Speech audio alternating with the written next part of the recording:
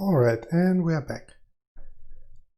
So that's a continuation of my initial reaction to the proposed tournament changes. And if you haven't seen the first part of that, where I just look at the actual announcement and talk a little bit about that, go check it out. That's probably the first thing you should be doing instead of this one.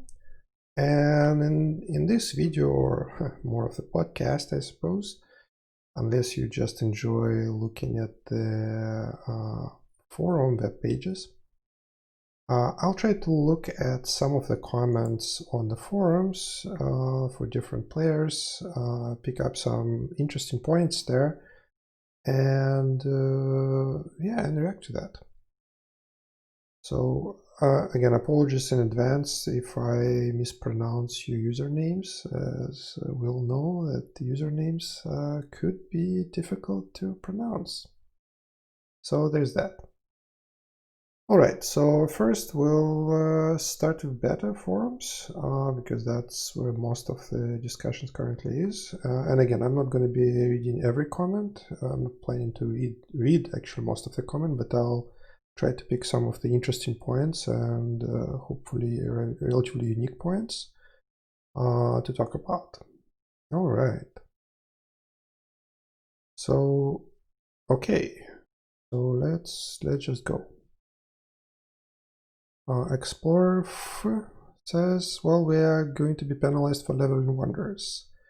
Well, again, in a way, I find the whole, let me just address this whole penalizing for progress thing that you will see a lot in the comments. We had the same thing in the Spire. Let me just play a little bit of devil advocate here, because hey, why not? I do not necessarily agree with the statement that we are being penalized for progress.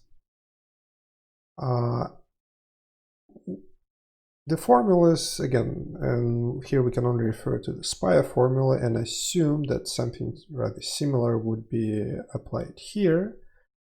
But I think that's a fairly safe bet that at least directionally it would be the same. So every single thing that is on the list there indeed adds to your progress. Adds to different amounts. Before, some people will complain about that. That is absolutely true, but adds to your progress. So from that perspective, them increasing your difficulty or losses in a way for Spire and or for tournament, I mean, I can see that making sense. So whatever that Ancient Wonders, whatever its expansions and so on and so forth. So basically what they effectively making you do is doing some cost-benefit analysis. I mean, it doesn't have to be explicit like that, but basically, hey, there is this Enar's Embassy Ancient Wonder. I absolutely have no idea why it exists. I see no reason for that being there, but hey, let's say leveled up everything else, and well, I'll level up this one now. I mean, it looks cool, and why not? And until the Spire was there was really not much to why not, outside of a little bit of extra space being used. But that's, again, if that's your consideration, usually not a big deal. But apart from that, there was really no downside, and the extra benefit, even outside of whatever Enar's Embassy produces by itself, you will get at least ranking points. So yeah, not bad. But now things changed. So even for janky Ancient Wonders, let's say, you will get penalized. And again, let's be real here. For individual Ancient Wonders and a few levels there, the increase in difficulty, again, I can only speak for Aspire right now, is not is not dramatic. It's not. It does accumulate over time, but by itself, it's not really that dramatic as some people can make it. So yeah, so now all of a sudden, even if it's not that great of an increase, but you need to make a call. Well, is it worth the benefit that you're getting from this ancient wonder? And for some of them, that's fairly easy choice because the answer is yes, no matter what. Like, I don't know, Martial Monastery. Well, extra health boost for all the units, yes, please. I mean, they can't penalize it.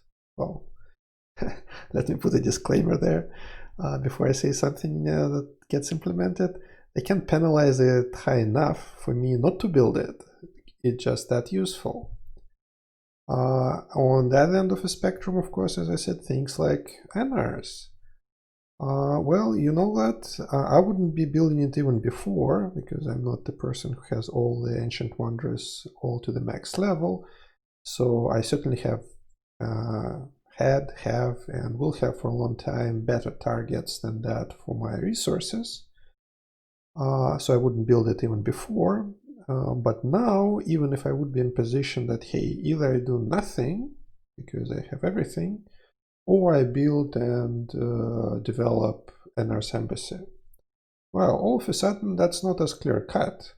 Or actually, in this case, might be even clear-cut because I don't know what kind of benefit, again, outside of ranking points, which might be important for some people, you're getting outside of that. But on the flip side, you will get, even though not dramatically so, but you will get penalized in the Spire, and you will now probably going to get penalized in the tournaments. So all of a sudden, some things will just say, hey, you know that? I'll just pass on that. That's not necessarily a bad thing. It requires you to think what you actually want to do, what you want to build, how you want to do it, to plan a bit ahead. May it make things more complicated? Maybe, if you want to be really rigorous. But as I said, in many cases, things are relatively straightforward. There are certain things that you just want to build. There are some things that you just definitely don't want to build. And then that's the remaining ones that kind of become the gray area that maybe, maybe not. Like today, would I build mountain halls, for instance? That depends. I don't use any regular manufacturers anymore, so the actual production boosts, I couldn't care less. It doesn't boost any event buildings or anything like that. But I may get to a point where the extra population from that becomes relevant. So maybe, maybe not, but on the other hand, it kind of impacts my Spire and tournaments now. So the thing is, like, it will probably get down to lower on the priority list. That's what's going to happen. So there's that. Are we getting penalized for leveling wonders? Well, yes. Is it unreasonable thing to do so? Not necessarily. And again, like, we can argue about finer points of how much the penalty should be, in which shape and form it should take, but by itself, I don't really see a big problem with the general approach to, like, hey, you have more ancient wonders, you have more powerful new city. Again, on average, definitely different ancient wonders for different things, and hence you may be able to handle high requirements in terms of sparring tournaments. That's a ramp up in difficulty. That's how it works. All right. So let's see. Davis. Individual rewards will have to release to see how exactly they changed. Indeed, that would be a big thing. Expecting to be dissatisfied, can't say I disagree.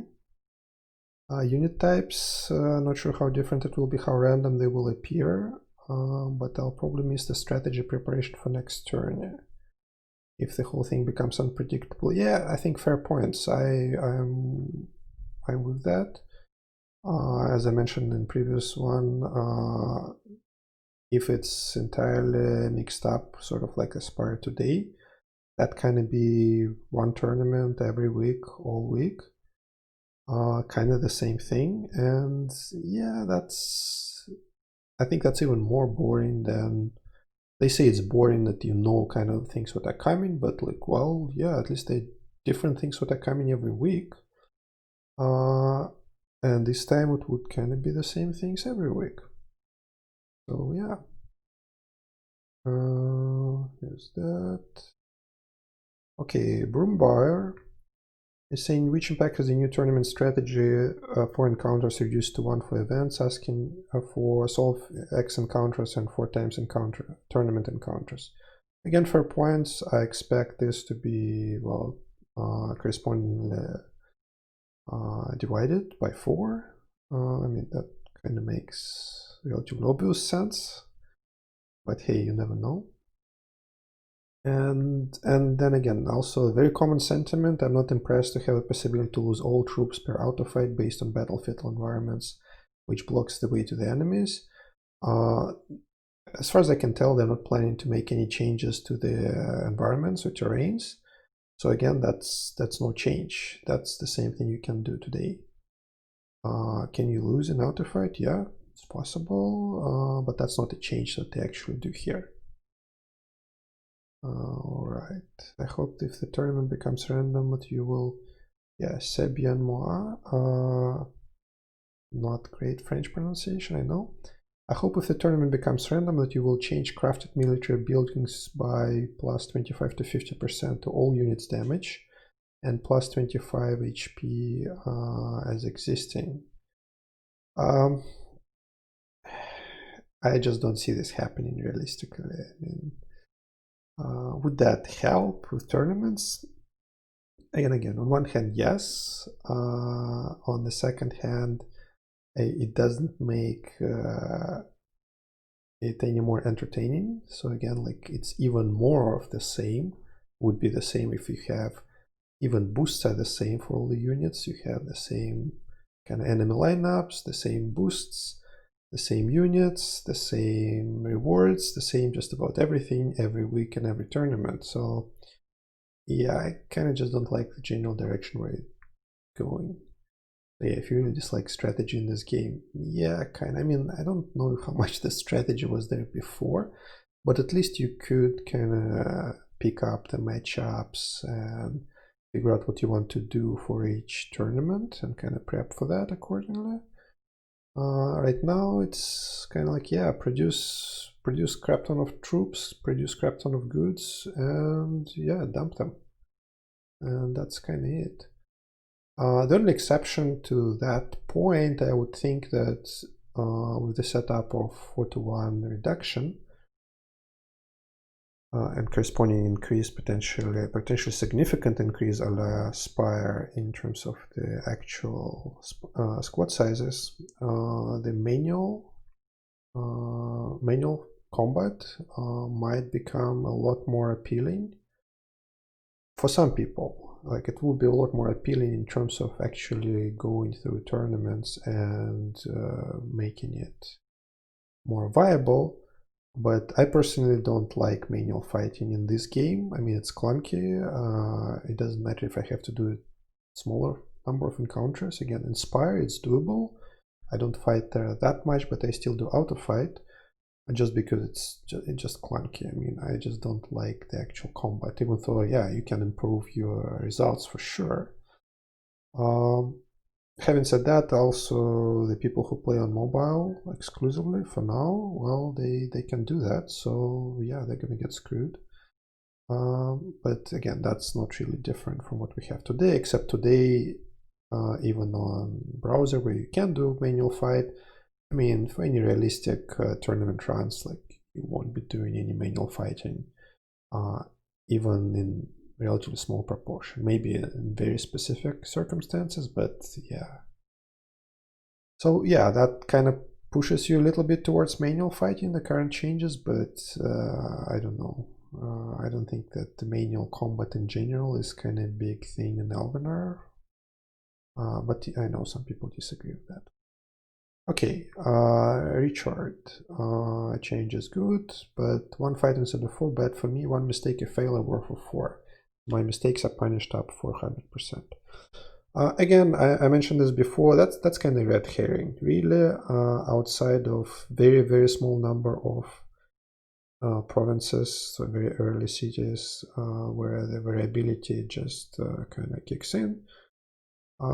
By and large, having four times fewer encounters with 4 times encounter size is literally a wash. Like, there is no difference in terms of average the amount of losses, the amounts of wins, the amounts of catering. There's literally no difference whatsoever. Again, unexpected averages outside of very small one. So yeah, that's except the fact that you would really go 4 times faster, which is a big improvement for me. So I think people who think that their mistakes would be punished by 400%, well, what about the fact that your encounters where you have pure light melee against you and you have frog princes and you field them, and all of a sudden you blow through the whole province, not just one encounter, the whole province with 0 losses whatsoever. Yeah, so these things are going to balance out. So that's not really an issue. So, okay, can somebody tell me with facts what to do with optional squad size research? Does it indeed not matter for tournament? And not sure what has effect on the other parts of the game. That's an interesting point. Because, yeah, while they almost pretty much explicitly said that optional or non-optional actually squad size research will have no impact on the squad sizes and catering in the tournament, it sounds like the squad size research, including optional, is only positive now, even though I would say it's in a very small way. So basically, there are a couple of places I can think where the squad size would matter. I mean, it still matters even today. And it's positive is if you fight in map encounters. So, I mean, it used to be better, larger squad sizes there. That's kind of the whole idea. And that would still be the case, presumably. Again, I personally don't care. I have never, I think maybe an exception of like chapter 1, did fight on the map. Like early on, mid game, it was too hard to fight in those map encounters, and in the late game, then I could fight. I mean, I'd rather keep the troops for the fighting in tournaments because negotiating provinces in the late game is becoming so infrequent. I mean, relatively speaking, that it doesn't really matter. I mean, you can dump goods there. I just don't even notice that, and you don't. Well, I don't get any real outlet for goods anyway because I don't cater at tournaments. So the map encounters would be positive for optional squad sizes, and the ancient wonders like I don't know, toads, needles, and other wonders that produce free troops, they actually produce them as a fraction of your squad size.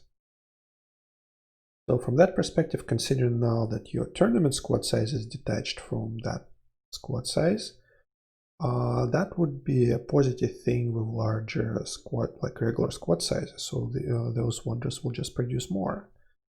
Having said that, again, for a player like myself, in the end game, but not overly developed ancient wonders like those.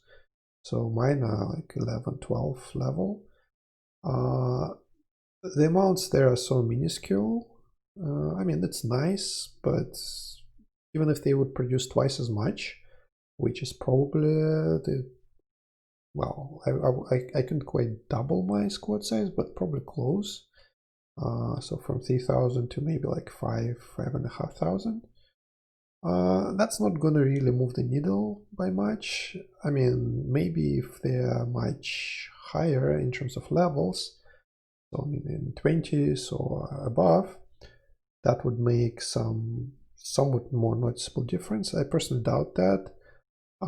If you have brown bears and you actually use them with time boosters and whatnot, I highly doubt that anything coming from these ancient wonders, with or without optional squad size research, will make any noticeable difference. I personally, for now, plan to sit tight and do nothing about them because, yeah, these things you can take back once you take them. And right now, I just don't see a lot of upside of doing them. There's no downside nowadays if you took them, so that's good. You don't need to be salty anymore for good reason. But I'm not taking them right now, at least until things settle down substantially. Okay, need details about from Carvest. Need details about difficulty progression in 20+ provinces. When it becomes unfightable even with expiring buildings. Well, yeah, that's $20 million question. Again, that's a very generic question which can be answered because nowadays every tournament is going to be individual to every player because of how the squad size is going to be calculated. It depends on the expiring buildings lineup and whatnot. But again, colors up to 20 provinces in the color map do not inspire confidence. So 25 provinces, especially when we're talking about 30, 40, 50, I don't know, we'll have to see. Curious about that. All right, so now there's a long post from Donny with a number of points. I'll probably have to go through them one by one because he made some very good points. All right, issue number 1. While it may sound good to have all types of good for negotiating, for casual fellowship, once per month, blah, blah, blah. They're usually preparing specific goods in the past. Now they will need all kinds of goods, so they can forget about 10 chests ever. I think that's a fair point. It's not just fellowship and 10 chests. I definitely remember that that's how it worked for me in the early game. Again, all the things have changed, but then I was not doing all tournaments to the same amounts. I was trying to hit hard my boosts because I wanted to get more boost relics to, well, boosts. And that's where I knew I had to stock up on specific goods and specific troops because I knew which tournaments I'm going to be hitting. And I definitely couldn't just spread it out across, or rather, I mean, the thing is, you can spread them out across, but all of a sudden you become more susceptible to variance in this case. Because yeah, if you have deep pockets, so to speak, or deep stockpiles of things, then it doesn't really matter if it's a little bit more or even quite a bit more randomly picked of one particular good or one particular troop type. But again, if you're earlier on and your margins are razor thin, and you don't know which one the vast majority of your goods or troops requirements are going to be, as currently you can, and then all of a sudden, hey, you get roughly the same amounts of all kinds of goods, but all of a sudden one particular good type was required quite a bit more than others, which is entirely possible given the random nature of that. And now you have to scramble to get those goods. And again, that's because that's not going to be a global thing. That might be easier to replenish because that's not going to be a global thing. Even before, I didn't quite see it as a big thing because then I didn't have to come up with required goods on the specific date of the tournament. I knew that if I had to do planks, I could be collecting planks for 9 weeks before the next tournament. And that's pretty much what I did. I mean, maybe not the whole 9 weeks, but yeah, I would be accumulating way more planks, which would be my boost in this case, so that would just work just as well. So again, I don't know how much big of a deal that would be, like spreading out over 13 goods, because remember, if you need 4 specific goods, you obviously need a lot more of them than if you need 13, you need less of them, so you don't need the same amounts. So that may work out. We'll see, depends on variability. Okay, issue number 2. Negotiators with advanced cities in the endgame have a hard time to negotiate or even harder than before. No change for them in this regard. I've seen from the that means we'll see a ton of requirements for that's kind of the same point what I made in the previous video in a fairly extreme example. Yeah, I don't think even like they could cut it by half. Again, I don't know what the reference point is here. Realistically, at least a little bit further down the number of provinces, that's unlikely to make a big difference because that's going to be untenable very quickly. Well, I mean, of course, they could implement it in a way that fighting would be untenable in the same setup, so there could be that. But yeah, it's a fair point. I don't think negotiation, the way it's described, would be viable still. All right, issue number 3. You're trained all the city progress, but ignore some big contributors to enhanced phoenixes and bears. Fire Phoenix at 10 stage is better than 5 times level 35 combat wanderers, and yet it has 0 impact on difficulty. Every stage of this evolving building should count as 1 wander level the least. Can't say I disagree. That's a fair point. In a way, it's kind of slippery slope because there are many things, and I will talk a little bit later about that.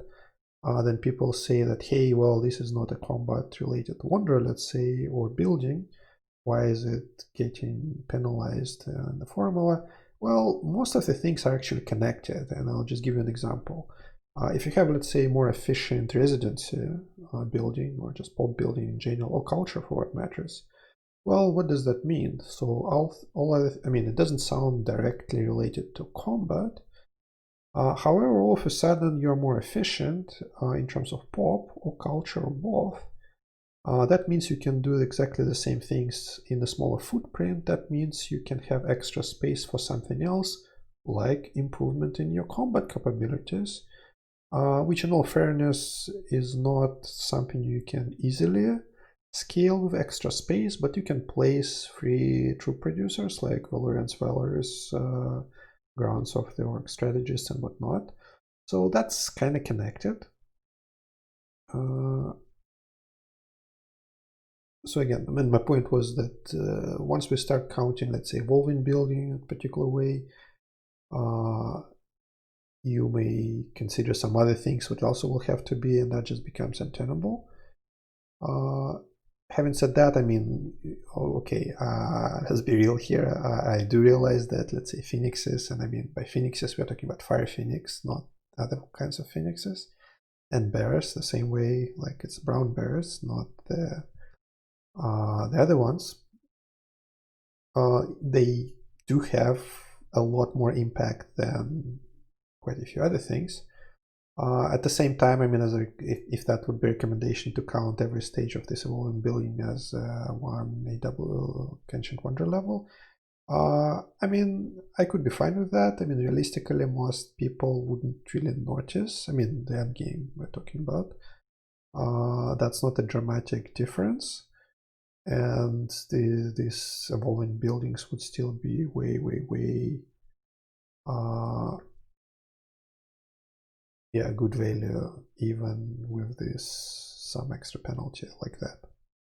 Okay, issue number 4. Extra chests are not worth it, in all opinion, for endgame players. Restoration spell pretty much useless with nerfing production event buildings. No reason to upgrade them.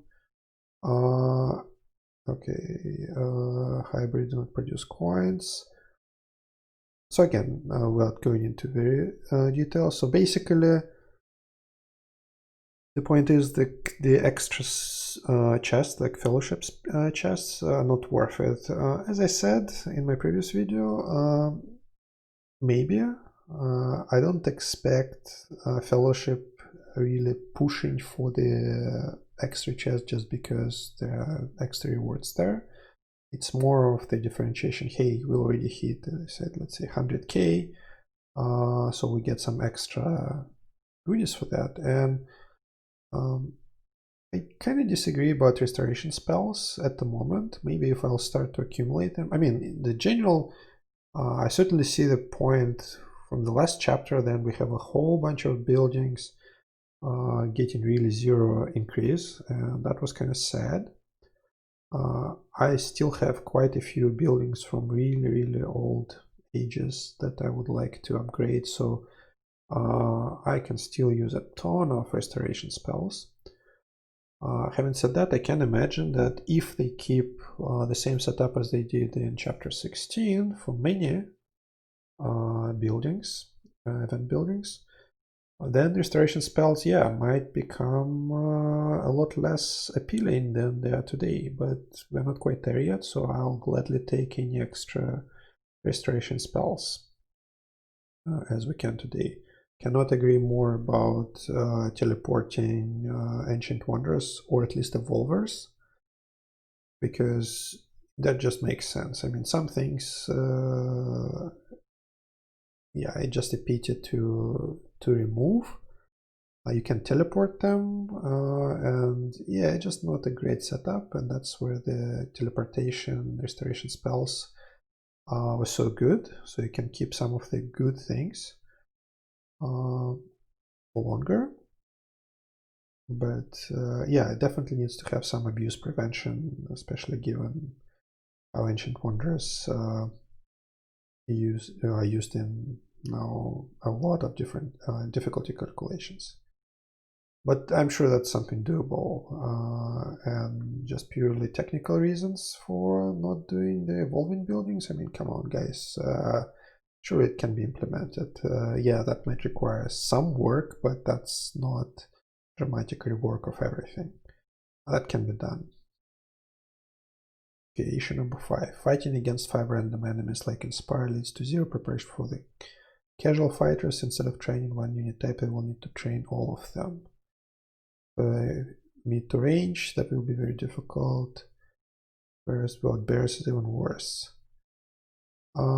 Again, that's sort of kind of with the goods. I think a lot of people forget that if you need to train not just a single type of troop or good, but you need to train or produce the kind of broadly equivalent amounts of a whole bunch of them.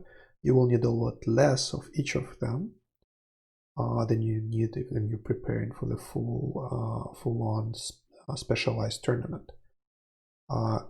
Again, as I said, the variants can creep in there, so it depends. But by and large, that shouldn't really be a dramatic difference. Again, depends on implementation, so we'll see. So yeah, so again, the fact that there are always 5 random enemies, so basically 5 unit squads, sorry, 5 slots, I guess, how to properly call it, for enemies. I think it kind of reduces, again, variability in terms of the matchups again, and that also means reduction in strategic choices that you are making. Which I think is a bad thing, but again, the point what they were making, it was hard to compare your squad versus enemy squad. That is absolutely fair, and there was also much easier and less intrusive ways to handle that, like really providing just a reference calculated number for equivalent enemy squad size, just like that. Just show a number on the screen, and that's it, no other changes are necessary. That's not exactly what we've got, so. Alright, fighting itself issues. Issue number 6, Mistwalker. Okay, so Donnie is pointing that in the later provinces, one Mistwalker, which is light range enemy unit, presumably was gonna go first because they have the highest initiative. I don't know if they have higher initiative than your light range units, but pretty much higher than anything else. And they would one-shot one squad even before we can make any movement. I personally never, I mean, I don't fight manually, so that's even harder to see. But I didn't quite see that specific issue. As in, yeah, you have more Mistwalkers, you're getting basically penalized right away. I mean, the opposite also works the same way. I mean, if you have light range and the enemy doesn't, well, you one-shot them, and there's that. again, don't know about that. Did not specifically see issues with Mistwalker, let's put it like that. Damage formula itself. Right now, the more damage squad is, the more damage do per one unit which is still alive. I assume what he is referring to, again, I'm not quite sure, but basically the once the units are getting damaged, the enemy units, they hit with the same strength as the whole initial stack, even though the stack might be quite a bit smaller due to extra damage. I don't know if I'm reading this correctly. Again, I always find it unfair, but that's literally how the vast majority of games in general implement that. I mean, think about like, I don't know, fighting games or FPS games or anything like that. You can get somebody to like 1% of their health, and in real life, a person like that wouldn't be able to move, never mind jump around and shoot you in the face. And yet that's exactly what they're able to do in most of those games. So does it look realistic? No. Is it common? Yes, very common. So that's how they did it. So yeah. Competition. Basically, players who meet less Mistwalkers will, again, that's the Mistwalkers. I did not personally quite see that significant difficulty with Mistwalkers specifically. I'm not saying there's not. Melee units. In current form, they can just be removed from the game unless you drastically buff their defenses. Entirely not. It's not, again, not necessarily true, because again, some melee units do quite alright, depending on what the opponent units are. Yeah, certainly there are some matchups then melee units would just not do very well, but some they would do quite alright.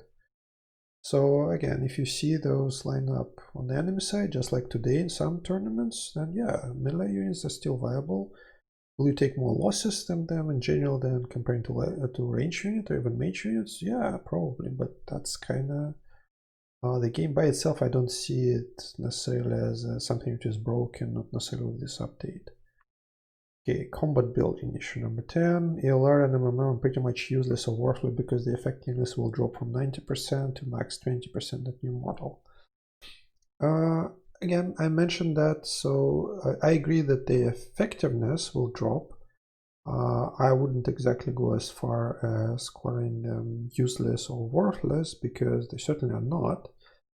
It just becomes a game of, again, managing your overall supply of those buildings.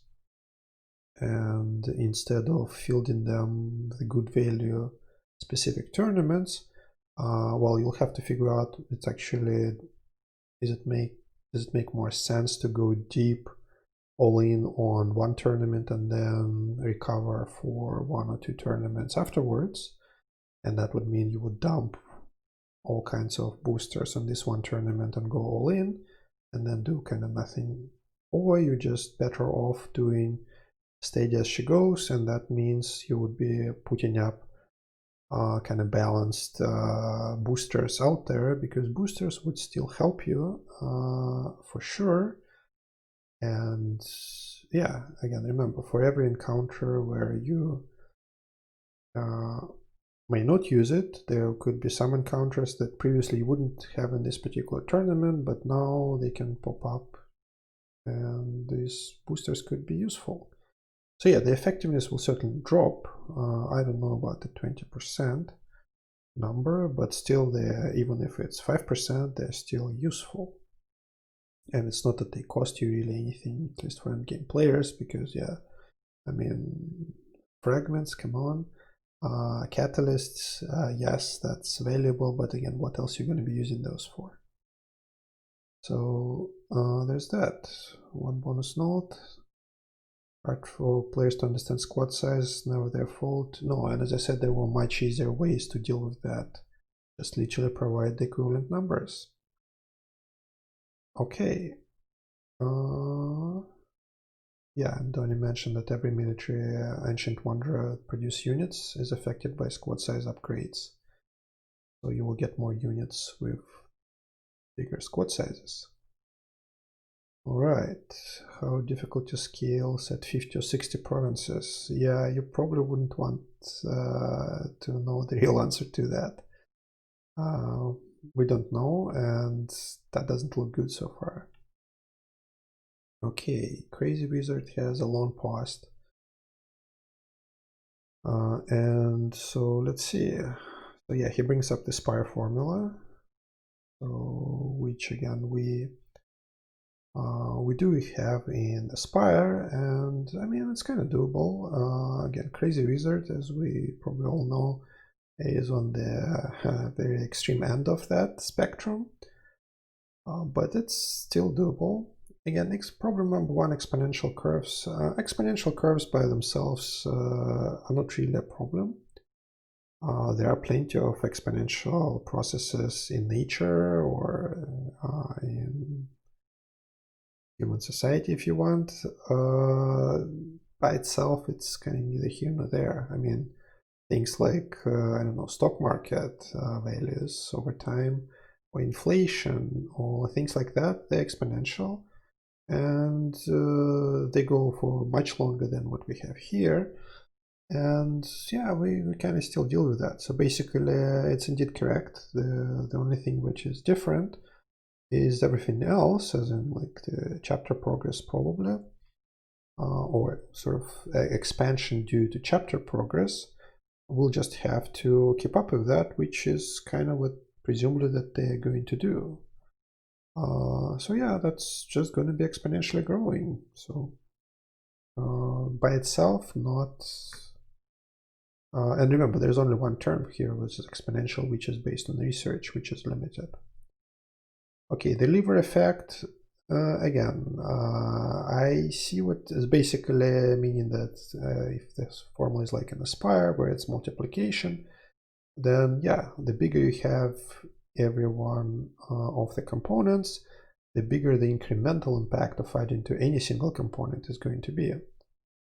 And that kind of goes back to my point from the beginning about penalizing for ancient wonders or for other things. I mean, I certainly understand the sentiment and can't say I entirely disagree, but again, as a devil's advocate, I can play it out that, yeah, every component really increases, if you want, well, they use the word progress, but performance, if you want, of your city in general, or at least it can.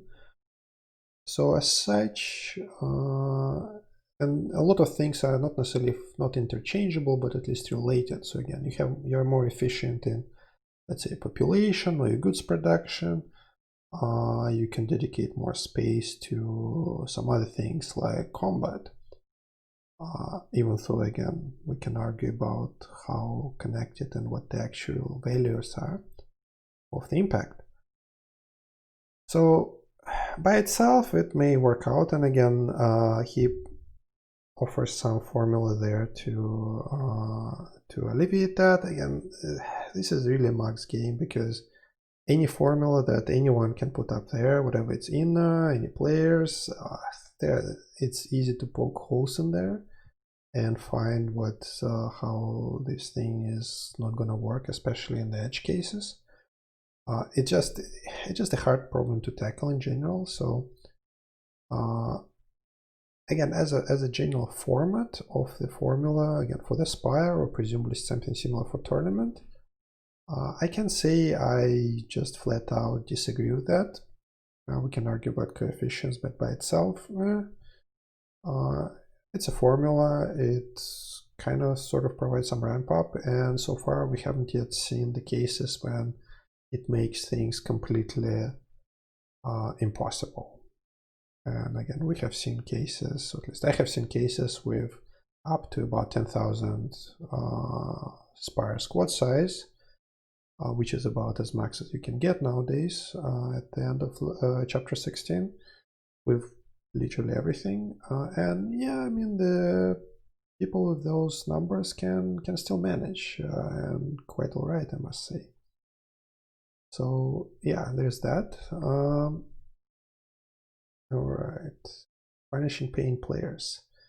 Okay, that's another, it's sort of similar to what when I was talking about the Ancient Wonder levels, but let's talk specifically about premium expansions or premium buildings in general. Again, playing devil's advocate here, let me disagree a little bit with this sentiment that just because the premium expansions appear in the formula here, or at least for Spire, and presumably for tournaments, then the premium players are being penalized for being premium. Well, that's not entirely true. It is still cheaper for them in terms of the Spire to get premium expansion. I mean, outside of the actual costs, in terms of to get the premium expansion rather than to get the regular expansion. So you sort of get a discount to that.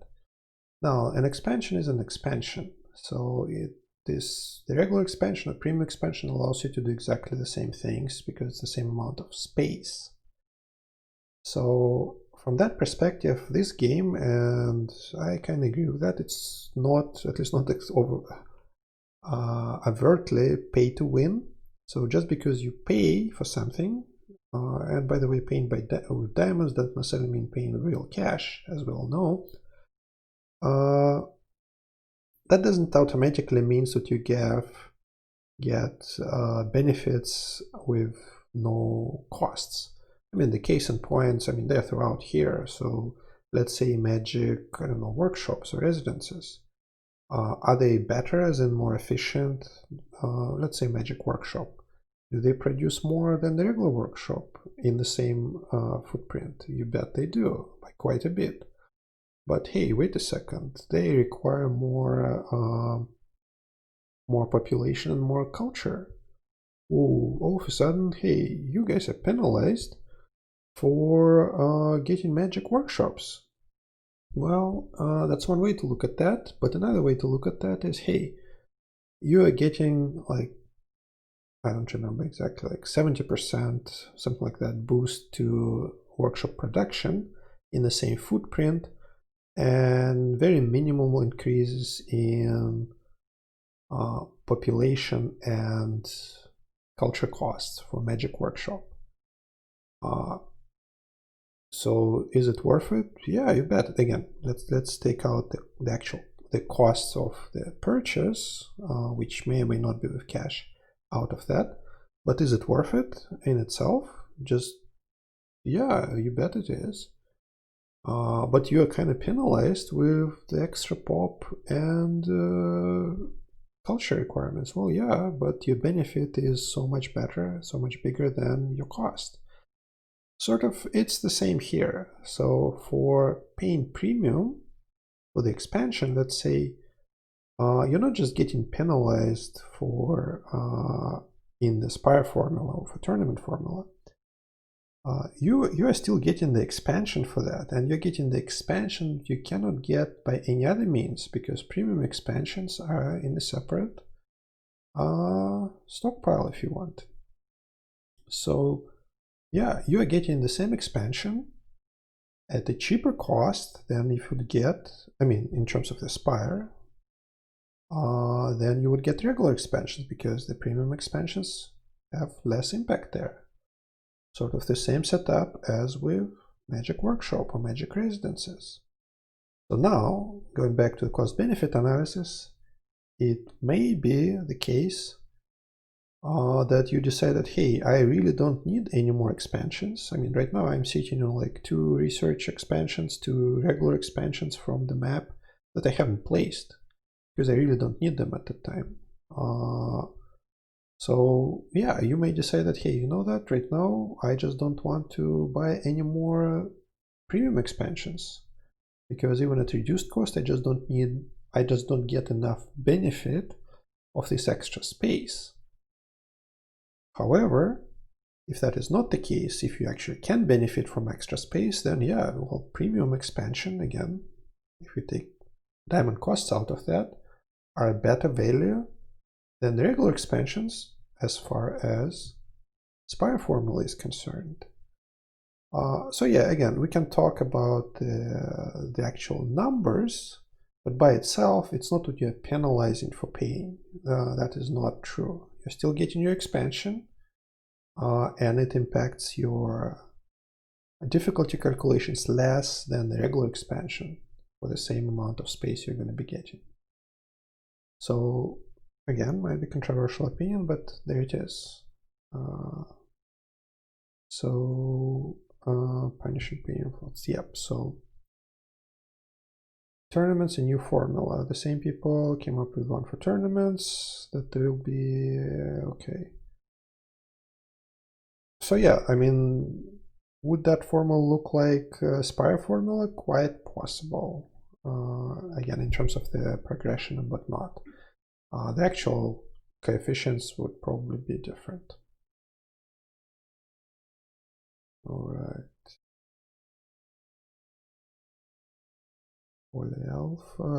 Welcoming changes, less clicks, removing optional squad size effects. Yeah, I agree. These are good changes if they would be separate, but that's not the case. And welcome change, difficulty scaling, limiting veterans' aspirations, punishing players who paid. Again, punishing players who paid, I do not necessarily agree like that. Difficulty scaling, limiting veterans' aspirations. Well, we'll see about that. I mean, most likely, but yep. Okay. Pressing. Carvest. No more easy to get power of provision spells. Not a big issue in later chapters, but pre-construct chapters would suffer. Again, I don't know about that.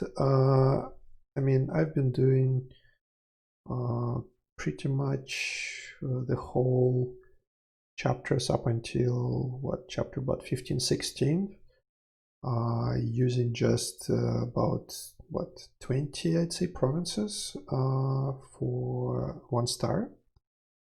So that's the bulk of my pop spells were coming from. I literally almost never used the pop spells. So I think that's still going to be quite fine given that. So I was fine without using pop spells pretty much until the very, I mean, I still fine without that. I just tend to use them nowadays more. Doing 20 provinces seems to, well, at least for level 1, seems to be doable in the current setup. So yeah, I don't know if that would be that big of an issue, but we'll see again. Okay. Not enough coins and supplies. Yeah, again, if they will start putting in coins and supplies in catering costs for tournaments, even after initial few chapters, and they're going to be big numbers like a Spire. So together with Spires, yeah, you might be start yeah, having issues with coins and or supplies if you do catering in tournaments, which again, hard to say if that's something that's going to change. All right, more randomized. Random does not strategy a game make.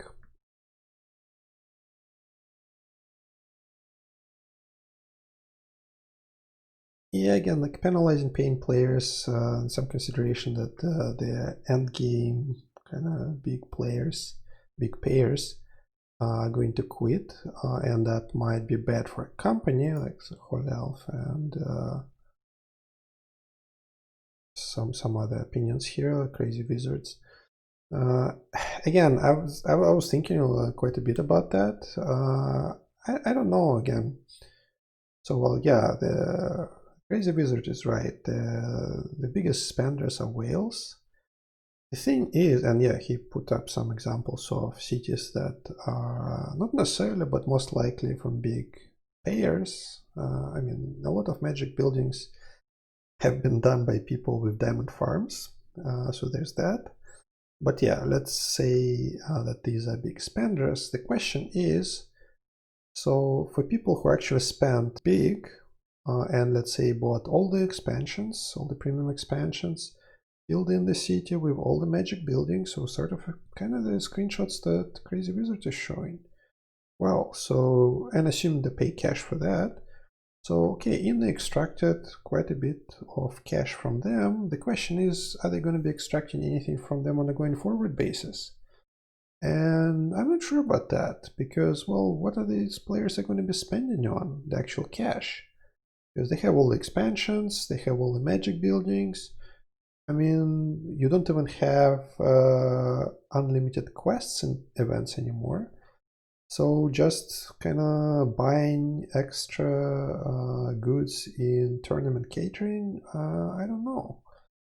So the idea for them, again, speculation of course, is that, hey, you milk all these big players for quite a bit, you get out all you could do from them. Now, like, yeah, if they're gonna play, well, tough luck. So these mid-tier players, if you want, they're actually the ones that can still go and pay something because they want to be in this kind of rarefied level of players that, well, look exactly like in this picture.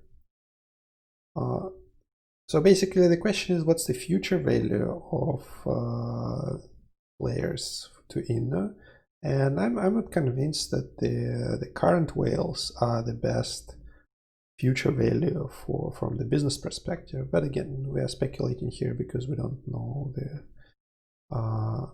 underlying economics of how much they're extracting from whom. But I wouldn't be surprised if it's not uncommon for at least some businesses. Then you have sophisticated clients who can get good deals out of you, and they're just not as valuable to you because they know what they want, they know how much things are worth, and you can't make much on them.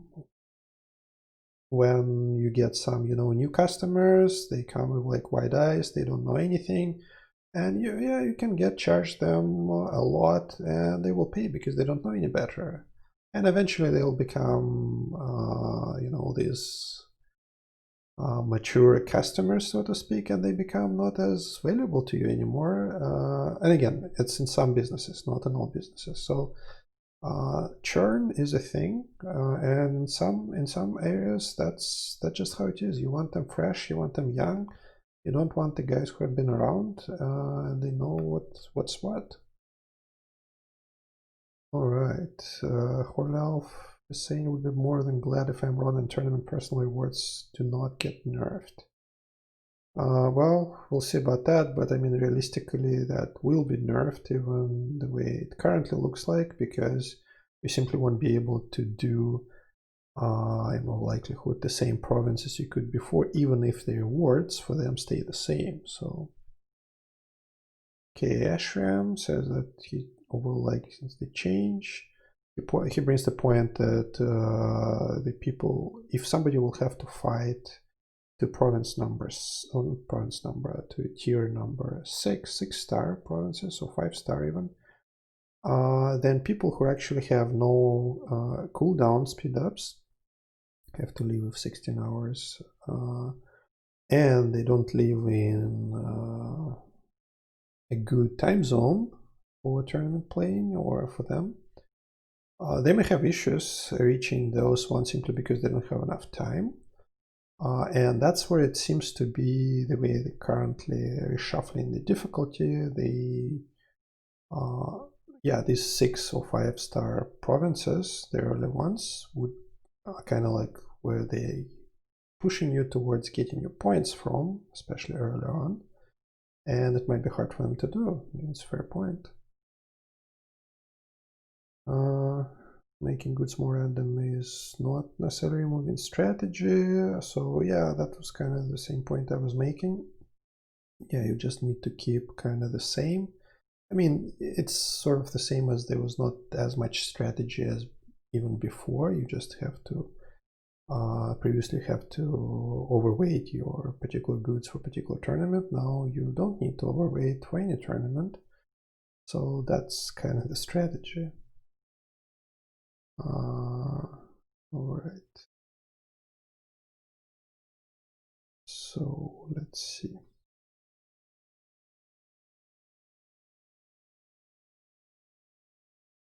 A lot of negativity about the new tournament before it starts. That's true. Again, we don't know details for sure. We haven't seen them. But well, we can see some of the direction where it's going to. And yeah, I mean, I agree with a lot of sentiments that Well, there are certain good things there. I mean, some of them are definitely not the direction what I necessarily would prefer to go, but we'll see. Okay. I see what this Georgia Dave, as I see the same elements that I used in the Spire squad size computation are in play, but I must have missed the part about it being the same formula, even near the same. Just speculation based on what Tim has done before. Yes, so outside of the thing that I showed you with the difficulty adjustment, which pretty much points to exactly the same underlying factors, so that's kind of a good reason to think that the factors would be the same. The formula would probably be different as far as coefficients are concerned, but the functional form might be even the same. All right. So Donya pointing to some references between Spire difficulty and tournament. I'm not sure which reference he is using, so not sure.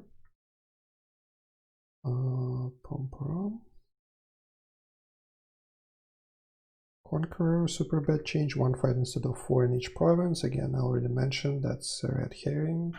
That's really not a difference.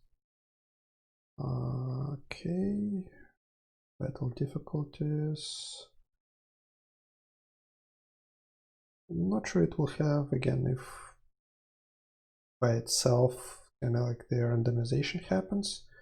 I'm not sure it necessarily will kill the fellowships that are trying to hit chest number 10. Again, it just they have to adjust from pushing for a single good, single couple of troop types to kind of have, yeah, well, let's collect all kinds of goods and collect all good troop types. So that sounds like relatively washed to me. It's the other thing that's going to impact that. Okay. Well, there the as if these changes don't pan out, always an option to return to basic city building game. Ignore Spire, tournaments, events. Well, I assume you are not in the end game, are you? Because if you finish chapter 16, if you're not doing Spire, tournaments, and events, there's literally absolutely nothing to do in this game at this time. I mean, you may still collect your KPs and populate some ancient wonders, but that would be painfully slow, A, and B, there's literally nothing that it's going to be impacting. So yeah, I don't think that's really is an option.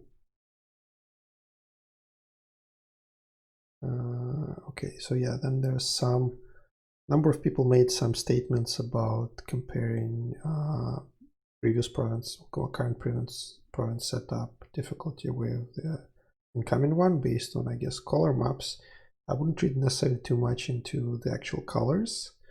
They do not necessarily mean exactly the same thing, and again, the reason for that is, as I mentioned before, well, for every person, for every player, the starting point to the very least would be different based on the Ancient Wonder levels, expansions and whatnot. So again, speaking about comparing one-to-one current tournament, which is the same for everyone, I mean, as far as the same squad size is concerned at least.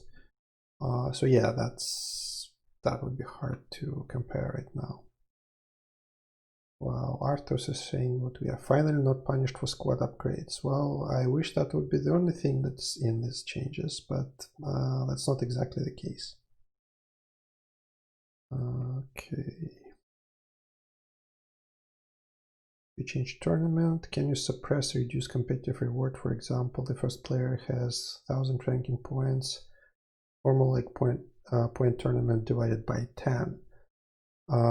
So I assume it also points to the fact that, hey, if the first place, if you're in the first place, let's say in a tournament at all, it doesn't matter if you hit 10,000 points, 20,000 points, or 30,000 points, you still get tournament points. You still get the same ranking points from that, 1,000, as long as you stay in this first place. And I think the proposal here is to actually reflect that, hey, if you hit me 30,000, that's probably worth more than hitting 10K. I mean, it's not unreasonable, but I don't think it's really relevant for this particular change. That's a valid point in itself. We will route the change. Okay, how many points for 19 chests? And I think their statement here was, yeah, from Donny, 166K, so 25 players, 25 provinces at 6 rounds. Or I think it's about 6,000, 6,600 or something like that, on average for every member for full fellowship. That is a lot, I must say. I'm impressed with those numbers. But as I said before, hey, these are freebies. I kind of like that they're there as a stretch goals. I certainly know of fellowships that are hitting 100K. 166, I don't know. I don't know if there are any currently doing that. I'm sure there's some that will eventually get there. In most likelihood, probably not because of these chests. But having said that, if the individual rewards get, well, less accessible, let's put like that, due to other changes, then in fact the opposite could be true. So all of the people who right now are hitting, let's say, I don't know, 10, 15, 20K individually, most likely not because they just like the points, even though that's also there, but because they get a lot of rewards from that. I mean, mostly KPs. If that's not going to be a thing anymore, not of those amounts, I mean, I think a lot of people, not all probably, will scale down their tournament participation quite a bit, to say the least. So we'll see.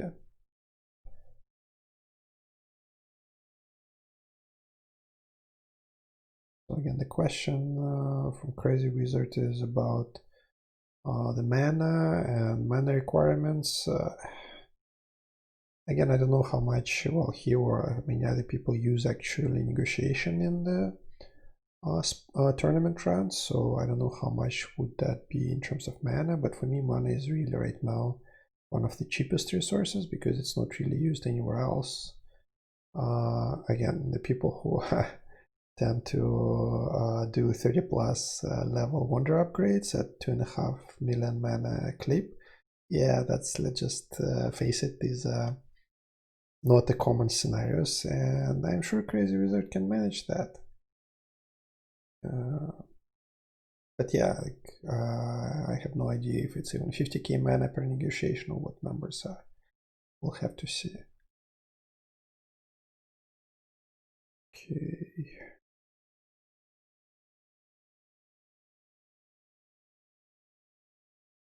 Yeah, and I could never understand this part that, hey, given that the current tournaments require specific goods, there is a drain on globally on this particular good type.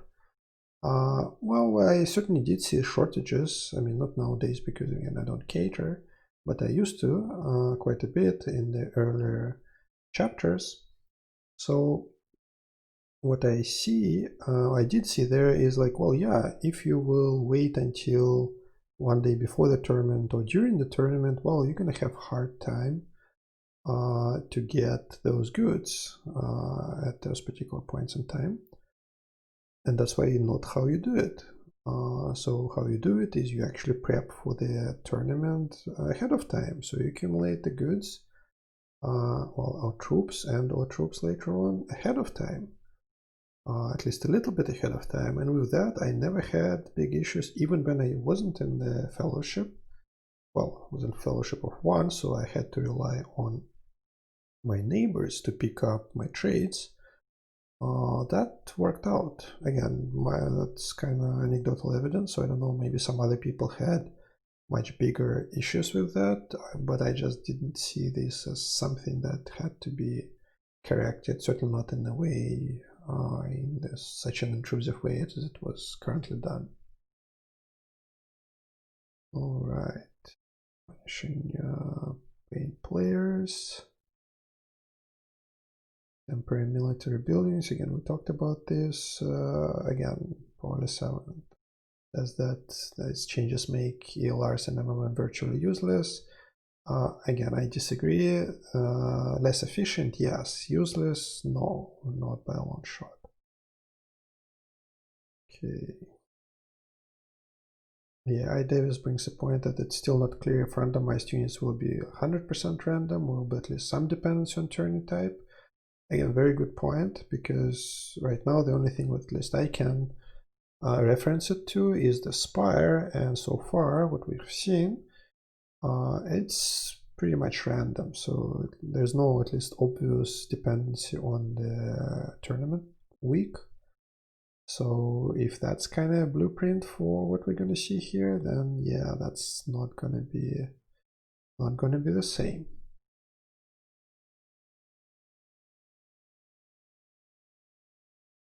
Okay, so yeah, so potential less KPs, less rewards. So yeah, again, like the fact that they were talking about points, the tournament points, that they kind of balancing this around, that doesn't inspire optimism, because at least me, and I'm pretty sure many other people, do not play tournament for tournament points. Well, we kind of get those points just to get to the 10th chest, but at some point in time you kind of like forget about that part. We're going to get there anyway, so let's maximize individual rewards. And that's not, and by individual rewards in most cases that means KP. And as I mentioned in the previous video, that's not going to be as easy as they say. It's certainly not going to be comparable by all looks to get the same amount of, let's say, KPs from the tournament. It might be sort of equally easy to hit 5,000 points as you did before, but that's not the same thing. And all right, let's see.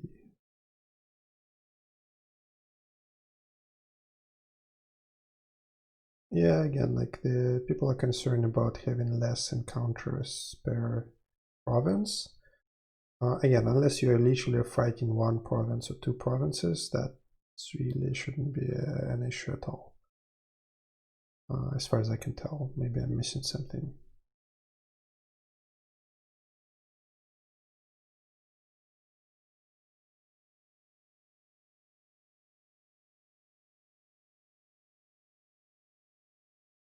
Yeah, Donny again pointing out that 1 royal restoration and 10 AWKP is not worth time or effort. No incentive to push, most likely. But again, a lot of that will kind of happen naturally on the fellowship level, as long as individual rewards are in place. But if individual rewards are not in place, I'm not sure even another blueprint, a second blueprint, would help with that regard on the fellowship level. And okay, let's see. Yeah, so Carvest kind of brings the same point. So teams that do 100k plus points do not do it for additional 50 from bonus chests. They do it for personal KPs and the spells, which they're probably not going to be getting with those change.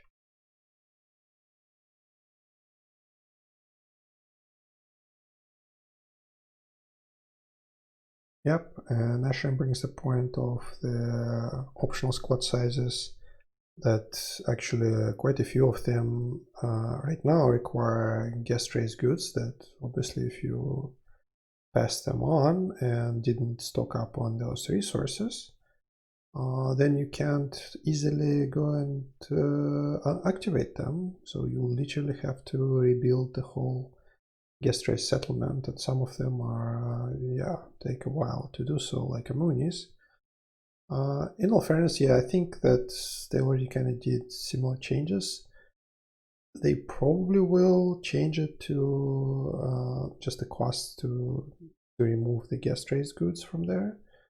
But again, from that perspective, I still don't quite see that dramatic benefit of the additional taking optional squad sizes.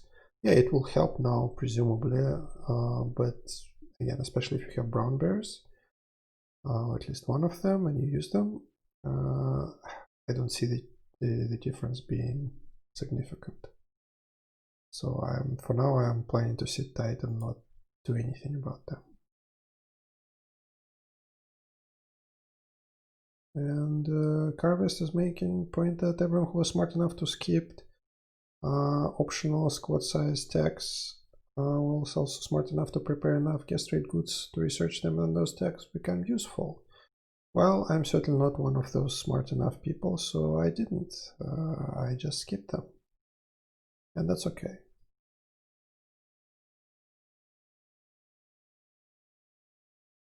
And yeah, I think in all fairness, we probably covered most of the sort of really different points that have been made so far. Let me just scroll down, remember if there's anything there that was quite different.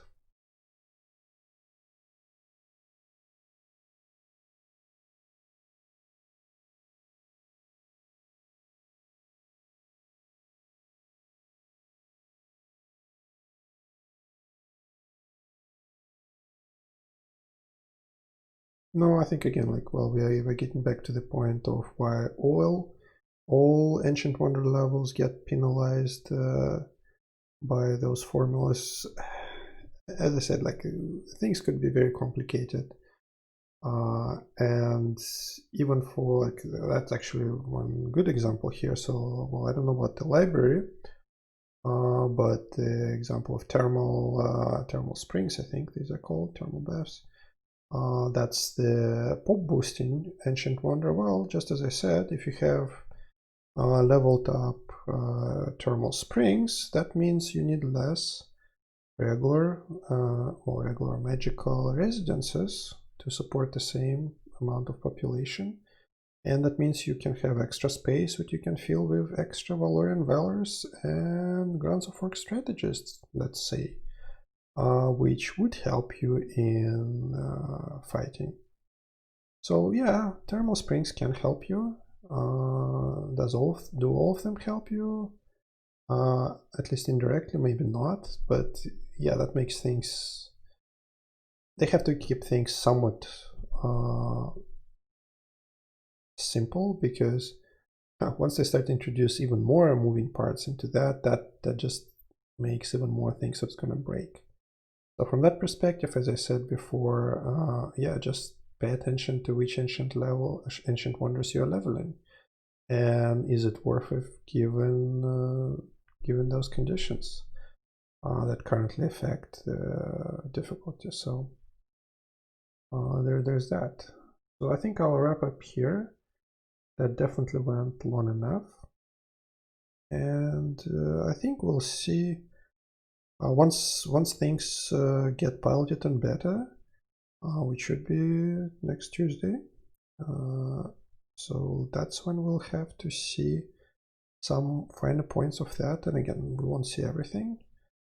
And yeah, that'd be interesting to see over a period of time. And once we get more data or observations, I may get back and do some additional commentary on like how does it look now when we know more. But for now, that should be it. Let me know in the comments, is there anything else? If you agree with something, if you definitely disagree. I expect quite a few people disagree with some of the points that I made here. That's just how it works. And yeah, let's see how it goes. So let me know, and I'll see you later. So yeah.